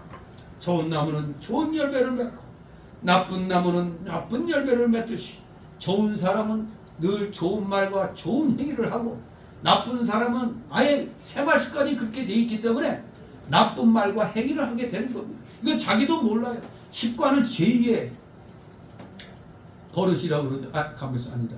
뭐지? 제2의 천성. 그렇지. 이 헷갈리네. 습관. 제2의 천성이 되는 겁니다. 내가 항상 베풀고 선한 말을 하면은 이게 몸에 배요. 근데 맨날 욕식을 해야 되고. 이게 제가 느낀 게 저 군대 가기 전에 욕 잘 안 했어요. 점잖게 얘기했죠. 근데 군대 갔다 오고 나서 입만 열면 그냥 군대식으로 욕이 그냥 막 튀어나오고 그래. 그 3년간의 그 군 생활이 이 입을 갖다 완전히 베게 만드는 겁니다. 근데 평생 맨날 그냥 악한 말만 하던 사람은 아예 그게 제2의 천성이 돼갖고 그냥 악한 말만 하게 되는 겁니다. 나무는 각각 그 열매로 아나니 가시나무에서 무화과를 또는 찔려서 포도를 따지 못하느니라. 선한 사람은 마음에 쌓은 선에서 선을 내고 악한 자는 그 쌓은 악에서 악을 내나니 이는 마음에 가득한 것을 입으로 말함이니라. 그렇습니다. 우리 사람의 인품과 말과 행위는 이렇게 같이 가기 때문에 사람의 인품은 그 말과 행위를 보아서 알 수가 있는 겁니다. 우리가 정말 하나님의 자녀된 좋은 사람들이라면 우리는 당연히 말과 행위에 있어서 어떻게 해야 된다? 거룩하고 선해야 된다. 우리 기독자들은 세상 사람들이 볼 때 당연히 선하고 세상과 구별된 모습을 보이는 걸로 알고 있어요. 그런데 기독교인이라고 하면서 하는 꼬라지 보니까 아이고 네가 믿는 하나님 불쌍하다. 네가 다니는 교회 참 안심하다. 이런 소리 듣는 겁니다. 그러니 우리 모두 말과 행위에 있어서 늘 삼가 조심하며 거룩하고 선한 그런 말과 행동을 하도록 우리는 힘을 써야겠습니다. 마지막 세 번째 달라고 46, 49절 지혜로운 건축자와 어리석은 건축자의 얘기입니다. 46절 49절 있습니다. 너희는 나를 불러 주여 주여 하면서도 어찌하여 나의 말하는 것을 행치 아니하느냐. 내게 나와 내 말을 듣고 행하는 자마다 누구와 같은 것을 너에게 보이리라. 집을 줄 때 깊이 파고 주철을 반석에 놓은 사람과 같으니 큰 물이 나서 탕류가 그 집에 부딪히되 잘 지은 연고로 능히 여동케 못하였거니와 듣고 행치 아니하는 자는 주처 없이 흙 위에 집 지은 사람과 같으니 탕류가 부딪힘에 집이 곧 무너져 파괴됨이 심하니라 하시니라. 아멘. 우리 주님께서는 또다시 이 46절 이하를 통해서 행위의 중요성을 강조하시는 겁니다. 믿는 자다운 행동이 나와야 되는 겁니다. 우리가 예수님을 주님이라고 고백하면서 그 교훈을 행치 않는다면 모순이죠. 기독교인이 아니잖아요. 기독교인이라고 하면서 불교인이 하는 걸 행해봐요. 그러면 그 사람 보고 너 불교인이구나 얘기하지. 행위 보고 할 수 있습니다. 모순된 행위를 우리는 하면 안 됩니다. 그것은 우리가 예수님을 진정으로 주님으로 모시지 않았음을 반증하는 겁니다. 우리가 예수님을 참으로 주님으로 영접했다면, 인정했다면 그의 가르치신 바를 성심으로 우리는 행하려고 해야 하는 것입니다. 예수님께서는 이렇게 말씀을 행하는 자와 행치 않는 자가 어떻게 다른지를 한 비유로 말씀하고 계십니다. 즉 말씀을 행하는 자는 어떤 사람? 튼튼한 기초 위에 집을 짓는 사람과 같다고 그랬습니다. 홍수가 나도 흔들리거나 무너지지 않을 것입니다. 물론 이 홍수는 개인적인 환난, 사회적인 환난과 재난을 상징하는 겁니다. 말씀에 믿음에 바로 서 있으면 그 어떤 환난과 공고에도 버틸 수가 있어요. 그러나 그렇지 못하면 흔들리죠. 그러므로 우리는 평소에 말씀을 실천하면서 신앙생활을 잘 해야 돼요. 그래야 환난 날에 흔들리거나 넘어지지 않는 겁니다. 그러나 반대로 말씀을 행하지 않는 자는 튼튼한 기초 없이 흙 위에 집을 세우는 자와 같은 겁니다. 그런 자는 홍수가 날 때, 즉 사회적인 환난, 개인적인 환난, 재난이 오면 바로 무너져서 심한 손해를 보게 되는 것입니다. 이만큼 행위가 중요하다는 겁니다. 평상시에 나의 행위, 야고보서 2장 17절 말씀대로 행함이 없는 믿음은 그 자체가 죽은 것이라고 했습니다. 사람이 물론 선한 행위로 구원을 받아요, 안 받아요? 선한 행위로 구원받는 게 아니죠. 우리는 말씀을 믿음으로 구원받습니다. 예수님을 믿음으로 구원받지 선한 행위는 믿는 자의 증거입니다. 행위의 증거. 삶의 증거는 행동으로 나오는 겁니다. 행위는 선한 행위는 우리가 구원받았다는 증거라 이거지 그 선한 행위했다고 구원받는 게 아니라 이겁니다. 이걸 명심해야 돼요. 우리가 선한 행위로 구원받을 수는 없지만 또 반대로 선한 행위가 없으면 또 구원을 받을 수가 없어요. 왜? 구원받은 자의 모습은 선한 행위로 증거되기 때문에 참된 믿음은 반드시 선한 행위를 수반합니다. 선한 행위란 뭡니까? 진실하고 의로운 행위, 경건한 행위, 곧 회개에 합당한 행위를 가리키는 겁니다. 우리 예수 믿는 사람은 그래서 거짓된 자들하고는 같이 할 수가 없다 이겁니다. 대한민국 기독교계는 절대 거짓된 그런 자들과는 함께 할 수가 없고 도리어 거짓된 자들을 회개시켜야 되는 거죠. 회개시켜서 원래 자리로 돌려놓는 게 필요한 겁니다. 우리 모두 어떠한 상황에서도 진실하고 의롭고 경건한 삶을 살아야 됩니다. 결론적으로 오늘 말씀은 우리에게 네 가지로 교훈을 정리하여 우리에게 주고 있습니다. 첫 번째 교훈은 첫째, 우리는 사사로이 혹은 성급하게 서로를 판단하고 비판하고 정죄하지 말고 서로 용서하고 구제하고 후대하는 자들이 되어야 된다 이겁니다. 교회적인 문제, 진리의 문제 혹은 아주 중요한 문제들에 대해서 옳고 그름을 판단하는 것은 정당하고 때때로 반드시 필요한 일이지만 우리가 개인적으로 사사롭게 남을 판단하는 대신 또 서로 용서하고 후대하기를 힘쓰는 자들이 되어야 되겠습니다. 두 번째 주시는 교훈은 거짓 교사들을 조심해야 된다. 우리는 거짓 교사들의 영향을 작게 여기면 안 됩니다. 나는 그들에게 영향받지 않을 수 있다고 자랑하지 말아야 됩니다. 거짓 교사들의 영향은 큽니다. 아예 처음부터 제거해야지. 그래 요한 이서에는 뭐라고 돼 있죠? 집에 들이지도 말고 인사도 하지 말라고 그랬습니다. 철저히 경계해야 됩니다. 세 번째로 주시는 교훈은 우리는 남의 부족과 실수와 결함을 지적하기 전 먼저 내 자신의 부족을 깨달아야 된다 이겁니다. 먼저 내 자신의 큰 부족을 깨닫고 고친 자만이 남의 작은 부족을 지적하고 고쳐줄 자격자가 되는 겁니다. 이걸 잊고 했다가는 너나 잘하세요 이 소리 듣는 겁니다. 우리 자신을 먼저 살펴야 됩니다.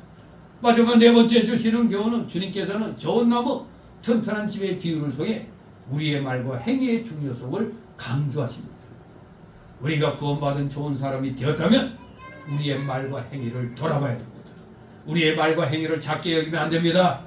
우리는 우리의 선한 말과 선한 행위를 통해서 우리가 구원받은 주님의 자녀라는 것을 증거해야 됩니다. 우리 모두 날마다 우리의 삶 속에서 하나님의 영광이 드러나는 삶을 살도록 말씀대로 순종하면서 항상 모범이 되는 소금과 빛의 역할을 잘 감당해 나가는 여러분 되시기를 주님의 이름으로 축원합니다. 기도합니다. 그것이 하나님 아버지 은혜를 감사드립니다. 사랑하시는 자녀들 진실로 입으로만 경건한 처하지 않게 하옵소서. 행동으로서 우리가 진정 좋은 나무라는 것, 좋은 열매 맺는 좋은 나무라는 것을 우리 모두 삶 속에서 모범적인 삶 속에서 드러날 수 있도록 우리 모두 최선을 다함으로 서로 위로하고 격려하고 건면하면서 귀한 선한 믿음의 길 열심을 다하여 나가는 자를 다 되게 하여 주시옵소서. 감사드리며 예수 그리스도의 이름으로 기도드리옵나이다. 아멘. 아버지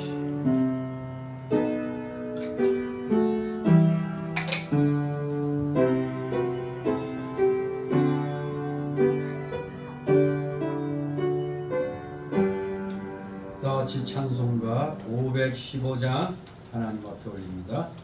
뜻없이 무릎 꿇고 515장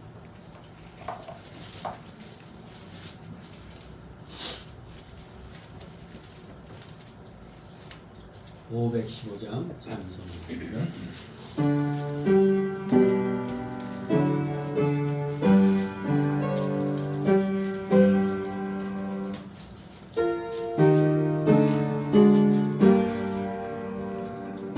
끝없이 무릎 꿇는 그 목적 아니요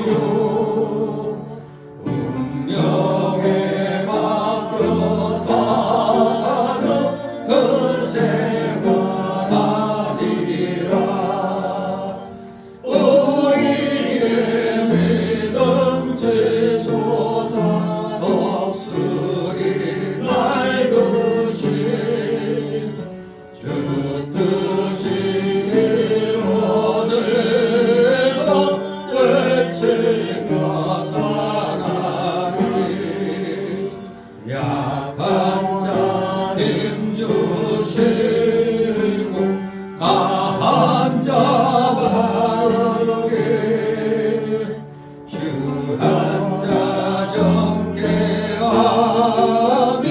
주님의 뜻이라 애 안에 안 빠지는 곳 주거기 계셔서 그 발로 막아 주시어 저희가 살아가리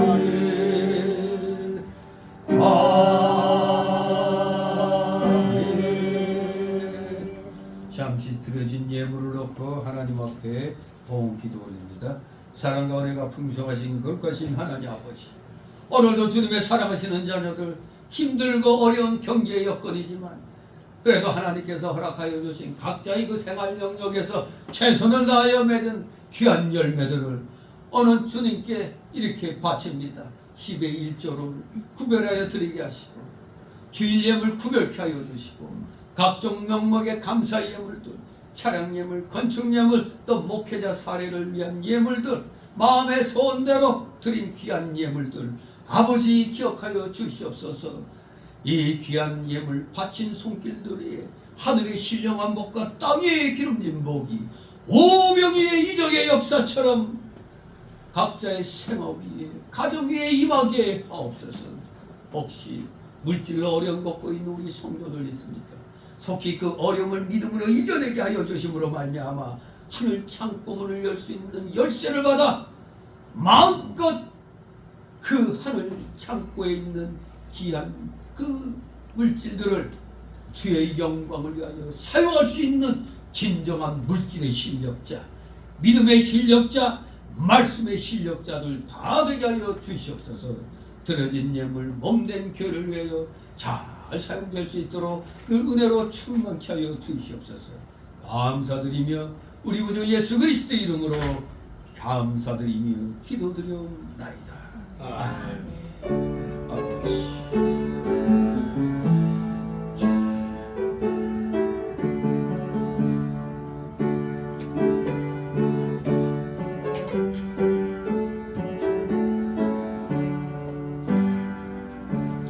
이 시간은 새신자 소개 시간인데 등록된 가볍습니다. 우리 가볍게들 서로 인사들 좌우로 앞뒤로 인사 나누시기 바랍니다.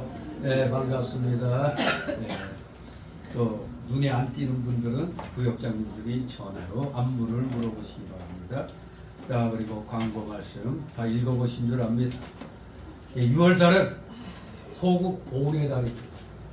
저도 6월 6일날 현충일날은 대전 현충원에 못 가면 그 전날 5일날 손주들 데리고 봉담에서 예배 드리고 이제 그 대전 현충원에 갔었습니다. 저는 그 수많은 그 비석들 보면서 느낀 게 있어요. 이 나라가 잘 돼야 될 텐데 만약 잘못된 날이면 여기에 이 모든 무덤은 다 파헤쳐질 테고 사라질 것입니다. 왜? 적의 손에 넘어가면 그것은 적에게 대항한 자들의 무덤이니까 그게 있을 리가 없죠. 우리 정말 하나님이 세워주신 이 나라 지켜야 되겠습니다. 여러분이 자녀가 없다면 에라 나만 살면 되지가 아닙니다. 그렇게 생각할 수 있으나 우리의 후손들이 있다면 정말로 이 나라를 하나님이 지켜주시고 보호해 주실 수 있도록 기도하고 또 우리는 행동에 옮겨야 되겠습니다. 그렇기 때문에 6번에 보면 열심히 악과 싸우며 애국통하는 여러 목회자들 교회들이 있습니다. 대형 교회들은 침묵하고 지 몸조리 몸조심만 하고 있는데 그들은 반드시 하나님이 책임을 물을 줄 압니다. 이들이 왜 움직입니까? 이 나라 너무나 엄청난 부정선거가 계속 자행돼도 아무런 일이 안 일어나요. 그러니 이것은 나라의 멸망이 점점 앞당겨지는 것입니다. 공의가 하수같이 흘러야 되는데 이 나라는 지금 거짓이 하수같이 흐르고 있어요. 이것을 흐름을 바꿔야 됩니다. 우리 하나님께 모든 걸 맡기고 하나님께서 주신 지혜와 능력을 가지고 우리는 악과 맞서 싸워야 됩니다.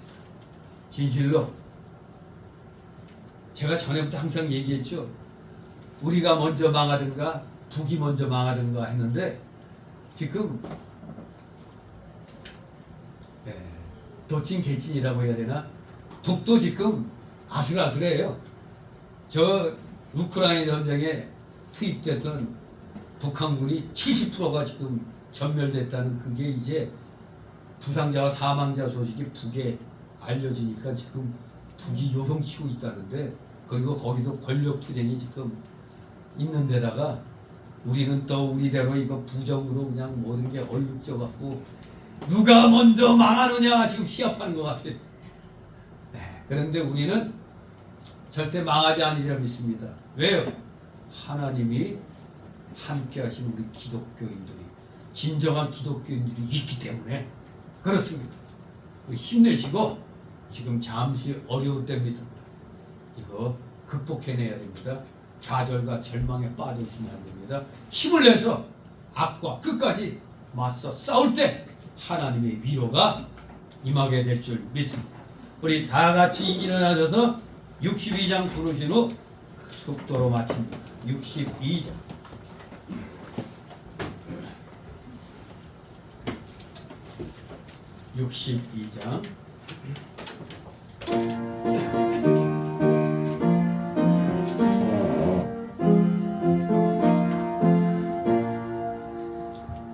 주 이름으로 보였던 푸른 우리의 여정을 언제나 함께 하시며 평안케 하소서. 아멘. 영원한 지옥 사마 형벌로부터 영생 복락의 무궁천국으로 우리를 구원하여 주신 우리 구주 예수 그리스도의 크신 은혜와 하나님 아버지의 극진하신 사랑하심과 성령님의 감동 감화 교통 충만 내주 역사하심이 여기 머리 숙인 모든 무리들 머리 위에와 각 가정 위에 하는 생업 위에 하는 학업 위에 이 나라 이 민족 위에 이 나라 모든 올바른 교회들 위에 이제부터 영원토록 함께 있을지어다.